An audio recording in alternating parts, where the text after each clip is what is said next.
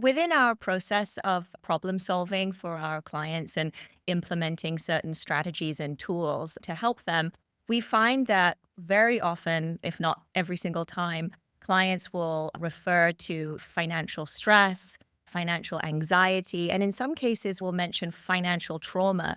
Can you share with us a little bit more about what that really means? Yes, definitely. There are different variations of financial stress.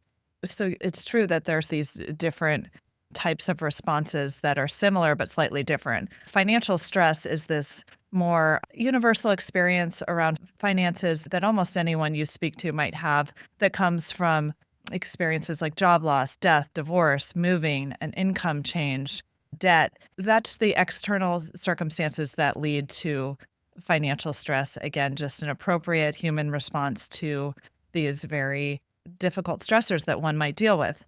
Now, financial anxiety is more of a persistent and excessive worry and uneasiness about one's financial situation. And sometimes this is just the way it's perceived. They may have more than enough money and there's no real threat, but it's this chronic worry. And when it really becomes pervasive and doesn't really match what's actually happening in their sort of household income or finances, maybe that's something that has gone into more of a financial anxiety. And you might end up having irritability, fatigue, worry, fear, more in a chronic way that does cause some distress in a person in a more significant way, sometimes muscle tension and hypervigilance. Financial trauma takes it even to the next level, which is profound psychological distress resulting from adverse financial experiences that overwhelm coping capacity and leave a lasting impact. So we can think of situations like chronic poverty, debt accumulation beyond control, intergenerational economic hardship, racial and cultural discrimination.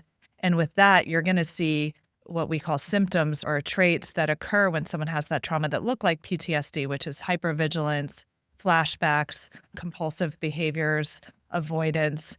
And that's when you consider maybe seeking some professional support for that because it really can be a significant psychological condition. I'm glad that you bring that up because it really speaks to the importance of the behavioral finance strategy that is adopted at Sagent, in that it's really critical for us to dig a little deeper into certain statements. People can say, "Oh, my bills stress me out," or my kid's college fund stresses me out, or my wife's jewelry addiction stresses me out, whatever that is. And you have to go, okay, instead of just taking that at face value, what does that mean to you? What does Mhm. stress mean to you? Even to the what does retirement mean to you? These are all really important questions. Retirement stresses me out.